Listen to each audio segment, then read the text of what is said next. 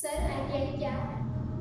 ITI एक औद्योगिक प्रशिक्षण संस्थान है जहां पर उद्योगों में, विभिन्न शासकीय कार्यालयों में, निजी संस्थाओं में लगने वाले स्किल्ड मैन पावर को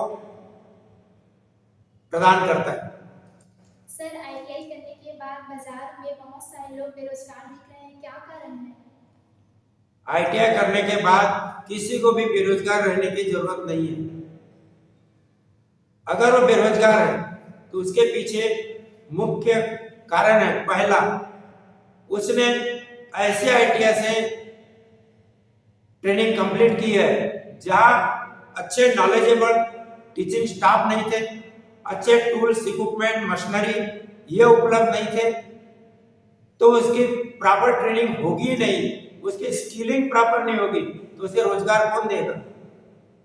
तीसरा कारण है कि वो ऐसे तरीके से आईटीआई किया है कि आईटीआई करते करते कहीं कॉलेज पढ़ रहे हैं, कहीं और कुछ कर रहे हैं और दूसरे कोर्स कर रहे हैं, उधर ज्यादा ध्यान दे रहे हैं, आईटीआई की पढ़ाई में रुचि नहीं लिए। और कुछ लोग ऐसे रहते हैं जो एंड के प्रकार कैसे भी आईटीआई की सर्टिफिकेट हासिल करते हैं और क्लास में अगर बराबर आएंगे नहीं, बराबर ध्यान नहीं देंगे तो उनकी प्रॉपर स्किलिंग होगी नहीं, इसलिए भी बेरोजगार रहते हैं।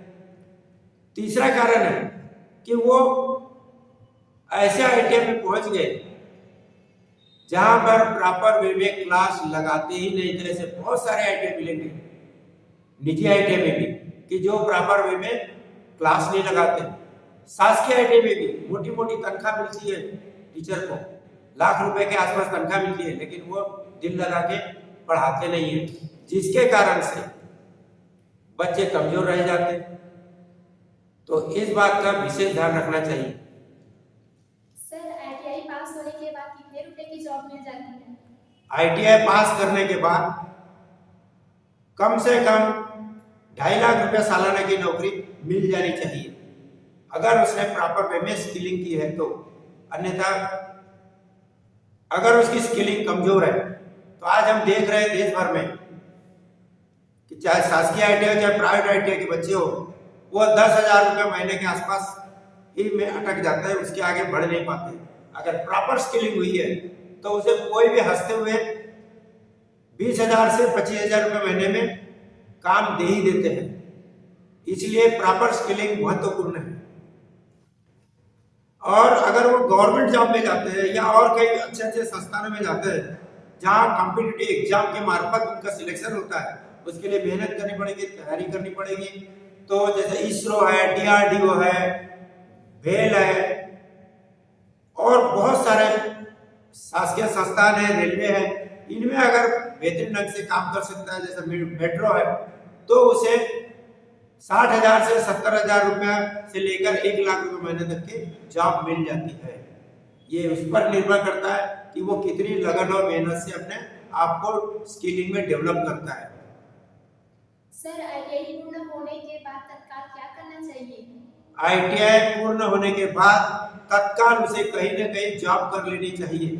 अधिकांशतः लोग जॉब न करते हुए आगे कॉलेज पढ़ने चल देते हैं।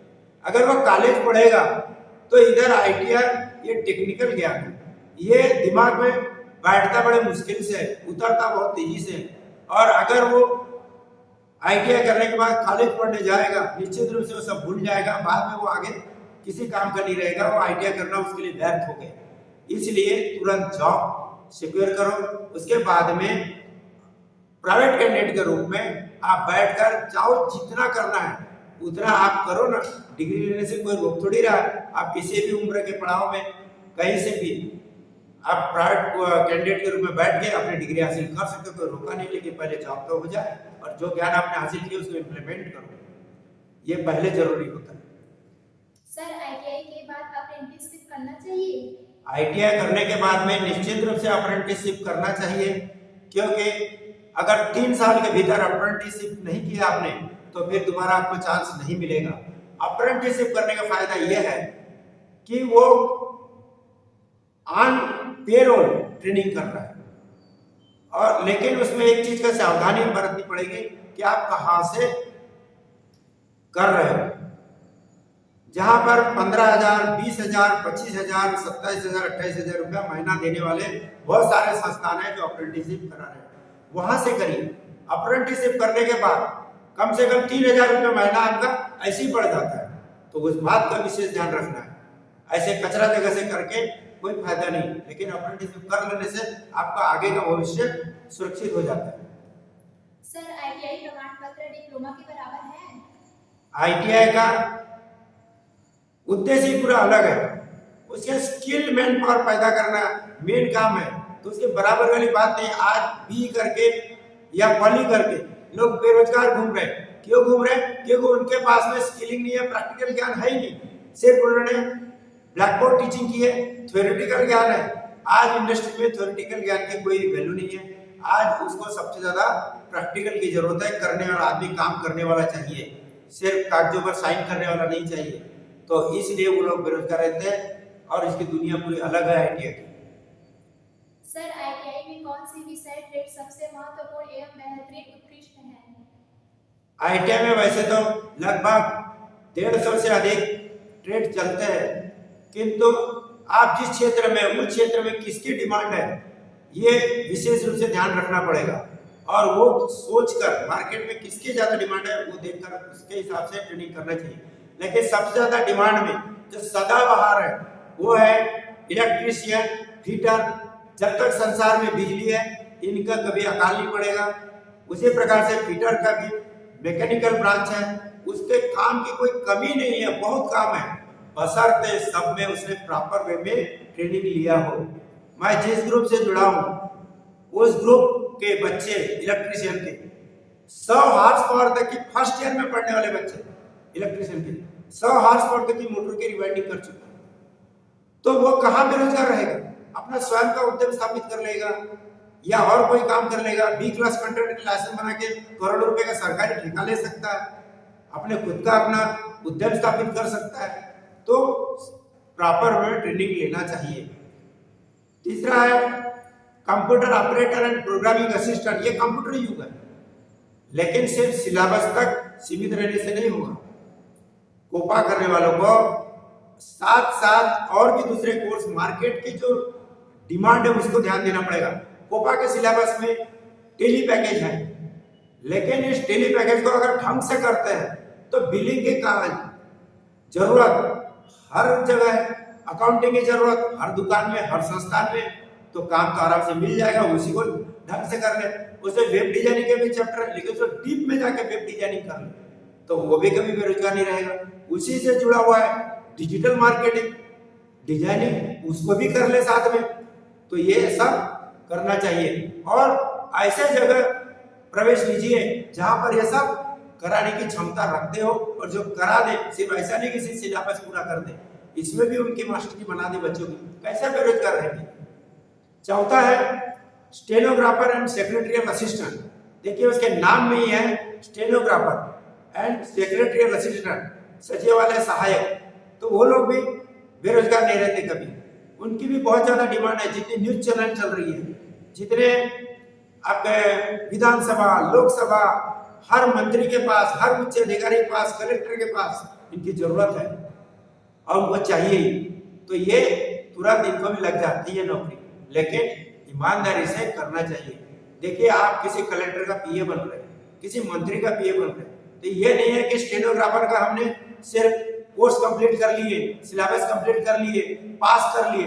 उसके साथ साथ आपका सर्वांगीण विकास होना आवश्यक है, क्योंकि आपको इतने उच्च अधिकारी के साथ रहना है तो कैसा उठना, बैठना, बोलना, लोगों के साथ व्यवहार करना, ये भी सीखना पड़ेगा, तब जाके होता है ये। Sir Agassi group of ITI के द्वारा वर्तमान में कौन से ट्रेड चलाए जा रहे हैं?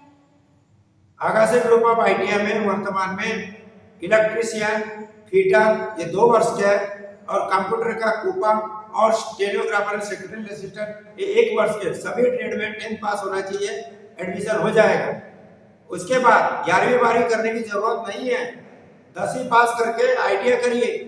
उसके बाद में सीधा सीधा आप नेशनल ओपन स्कूल है भारत शासन का, जिसके साथ में डीजीटी का एमओयू है, आप उसमें सिर्फ लैंग्वेज का एक पेपर दीजिएगा, आपके सारे जो ITI के विषय है और जो मार्क्स है वो आपके सर्टिफिकेट में कैरी हो आएंगे।